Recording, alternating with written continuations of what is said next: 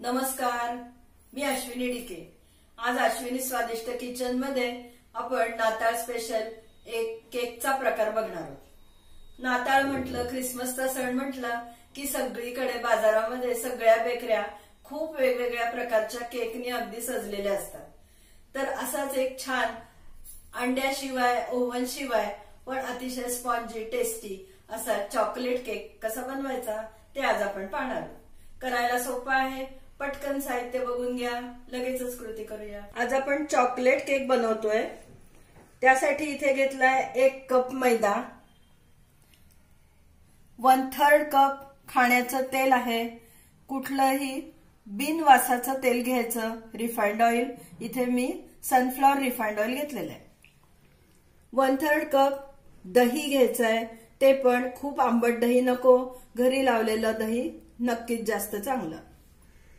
पाऊण कप पिठी साखर घेतलेली आहे, पाव कप कोको पावडर आहे आणि अर्धा कप एवढं दूध घेतलेलं आहे। त्यामध्ये आपल्याला बेकिंग पावडरचा वापर करायचा आहे। मी इथे वेकफील्डची बेकिंग पावडर घेतलेली आहे। नेहमी बेकिंग पावडर फ्रेश घ्यायची, खूप जास्त जुनी बेकिंग पावडर वापरायची नाही। आपल्याला ती साधारण 1 टीस्पून आपल्याला बेकिंग पावडर घालायची आहे आणि खाण्याचा सोडा, आपला बेकिंग सोडा, तो अर्धा टीस्पून एवढा आपल्याला वापरायचा आहे।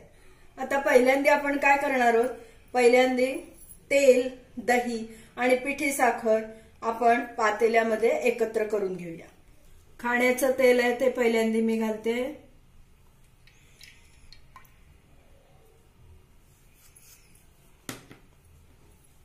त्यामध्येच दही घालूया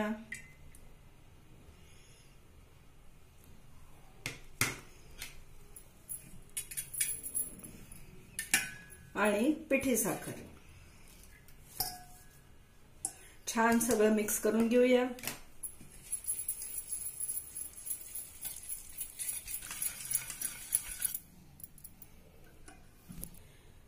मैदा घालते आपण। आता हे चाळून एकत्र करून घ्यायचंय। मैदा, त्याच्यामध्ये ही कोको पावडर, चिमूटभर मीठ,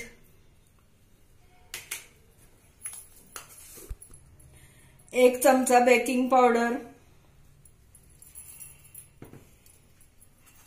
आणि अर्धा टीस्पून, अर्धा चमचा खाण्याचा सोडा। आता हे सगळं चाळून घेऊया, म्हणजे छान मिक्स होईल। कोरड्या चमच्याने मिक्स करते आणि मग चाळून घेऊया।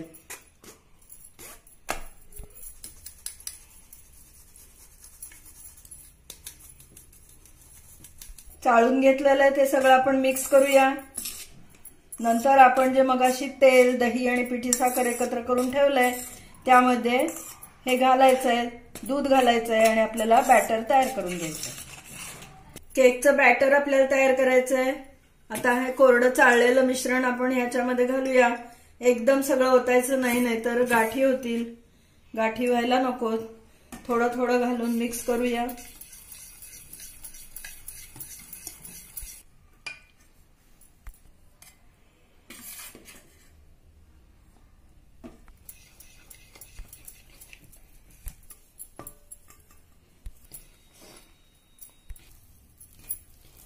हे अर्धा कप दूध जे घेतलंय आपण तेही थोडं थोडं घालू या बॅटर मध्ये आणि मिक्स करून घेऊया।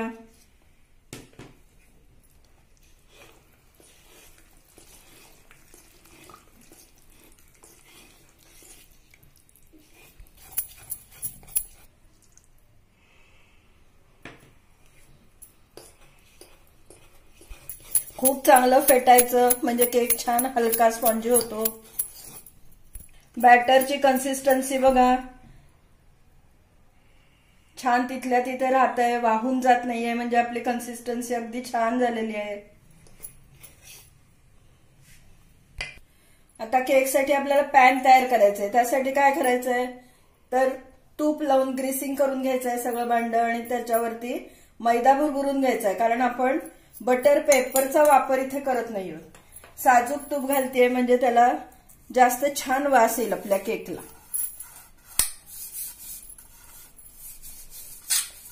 सगळ्या बाजूने अगदी व्यवस्थित तूप लावून घ्यायचंय आपल्याला। तूप लावलेल्या भांड्याला आपण आता मैदा बुरबुरवणार आहोत। जास्तीचा मैदा बाजूला काढून घ्यायचा परत।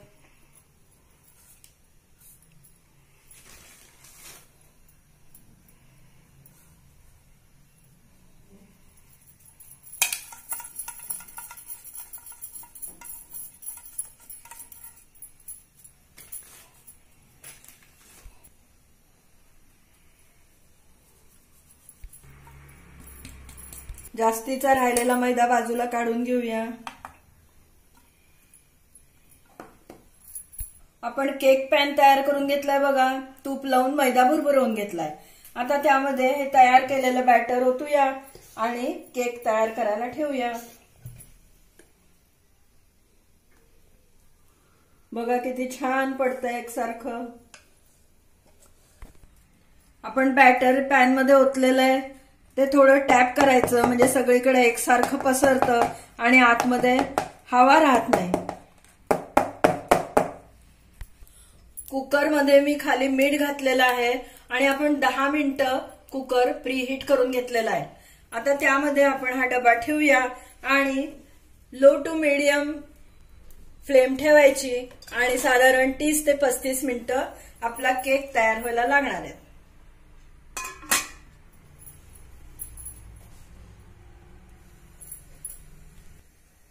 केक बेक करायला ठेवून 35 मिनिटं झाली आहेत। गॅस बंद केलाय मी। बघूया आपण त्याच्यामध्ये टूथपिक घालून, सगळ्या बाजूनी छान सुटून आलाय केक। टूथपिक घालून बघू, कोरडी टूथपिक निघून आली तर आपला केक तयार आहे। बघू शकता तुम्ही, काहीही त्याला चिकटून आलेलं नाही। जर टूथपिकला काही ओला पोर्शन चिकटून आला तर पुन्हा 1-5 मिनिटं मीडियम गॅसवरती ठेवायचं। आता आपला केक अगदी छान तयार झालाय। आता आपण पॅन बाहेर काढून गार करायला ठेवूया। आपण केक बाहेर काढून ठेवलेला आहे कुकरमधून। आता त्यावरती मी हे कापड घालून ठेवते आहे। गार करायला ठेवायचा आहे आपल्याला केक, पण उघडा ठेवायचा नाही कारण वाऱ्याने तो सुकून जाईल। आणि आता आपण चॉकलेटचं सिरप तयार करायला घेऊया।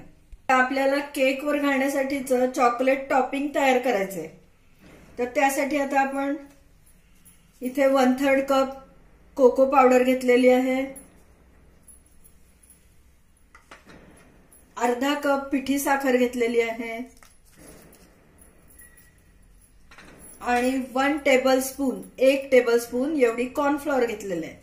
ते आता आपण सगळं आधी मिक्स करून घेऊया आणि नंतर त्यामध्ये 1 कप दूध घालून आपल्याला ते गॅसवर शिजायला ठेवायचंय।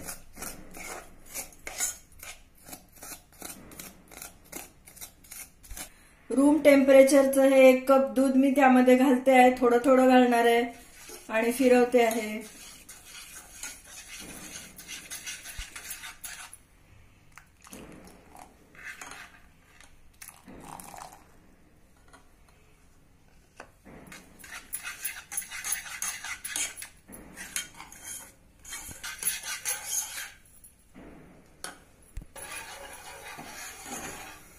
गॅसवर ठेवून आपल्याला हे शिजवायचं आहे। ते सतत ढवळत राहायला पाहिजे, पटकन ते घट्ट होऊन येईल। 5-6 मिनिटांमध्ये आपलं घट्ट टॉपिंग तयार होईल। बघू शकता किती घट्ट झालेलं आहे आपलं कॅडबरी नाही, कोको पावडरचं आपल्याला जे वरती टॉपिंग करायचंय ते किती छान घट्ट झालंय बघा। आता त्यामध्ये बटर घालूया। 2 टेबलस्पून एवढं बटर आपल्याला त्यात घालायचंय। आता ही बघा पोरिंग कन्सिस्टन्सी आहे, आपण ओतू शकणार आहोत पण ते आपल्याला गार झाल्यावर ओतायचंय। चमच्याला बघा मागच्या बाजूने घट्ट राहता येते, म्हणजे अगदी व्यवस्थित आपली कन्सिस्टन्सी झालेली आहे। गॅस बंद करूया आणि गार करायला ठेवून देऊया। आता आपण हे नॅपकिन जो घालून ठेवला होता केकवर तो बाजूला काढूया। सुरीनी सगळ्या बाजूनी केक सोडवून घेऊया।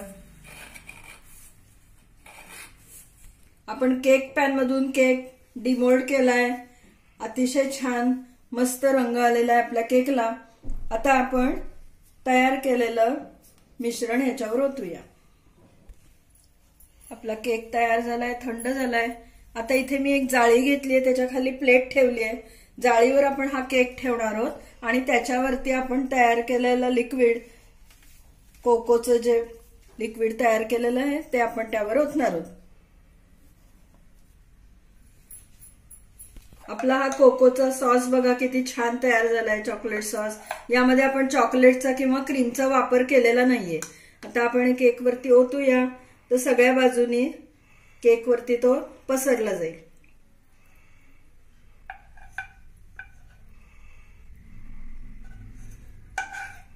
मस्त. जास्तीचा जो बाजूनी पडेल तो खाली राहावा म्हणून आपण ती प्लेट ठेवलेली आहे. प्लेट मध्ये तो जमा होईल.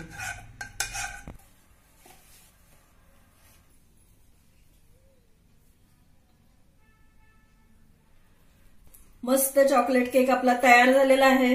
आता हे वरचं टॉपिंग सेट होण्यासाठी आपण फ्रीज मध्ये त्याला 1.5 ते 2 तास ठेवणार आहोत आणि नंतर ते सेट झालं की मग आपण केक कट करणार आहोत. आपला चॉकलेट केक मस्त तयार झालाय. आपण 2 तास तो फ्रीज मध्ये ठेवला होता. आता कट करूया.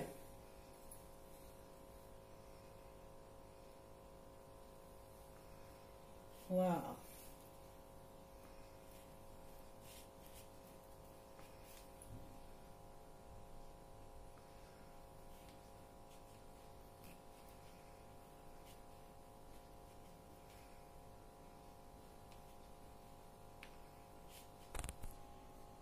बघू शकता काय सुंदर आपला केक झालेला आहे. मस्त सगळ्या बाजूनी छान जाळी सुटली आहे. एकदम स्पॉन्जी असा आपला चॉकलेट केक तयार झालेला आहे. आपला हा चॉकलेटचा केक 1 नंबर तयार झालाय. बघा काय सुंदर तयार झालेला आहे. आज आपण हा केक करायला ओव्हनचा वापर केलेला नाहीये, अंडाही त्यामध्ये घातलेला नाही, अंड्याचाही वापर नाहीये. एगलेस केक आहे. शिवाय त्यामध्ये आपण चॉकलेट वापरलेलं नाहीये, क्रीमही घातलेलं नाहीये. पण तरी सुद्धा किती छान क्रीमी केक दिसतोय. पटकन खावासा वाटतोय. तुम्ही पण या पद्धतीने चॉकलेटचा केक तयार करा आणि मला नक्की कमेंट द्या. तुम्हाला जर माझा हा व्हिडिओ आवडला असला, ही रेसिपी आवडली असली तर लाईक करा, जास्तीत जास्त लोकांमध्ये शेअर करा आणि माझ्या चॅनलला नक्की सबस्क्राईब करा. पुन्हा आपण नवीन अशीच एखादी छानशी टेस्टी, यम्मी, स्वादिष्ट रेसिपी घेऊन येऊया. तोपर्यंत धन्यवाद.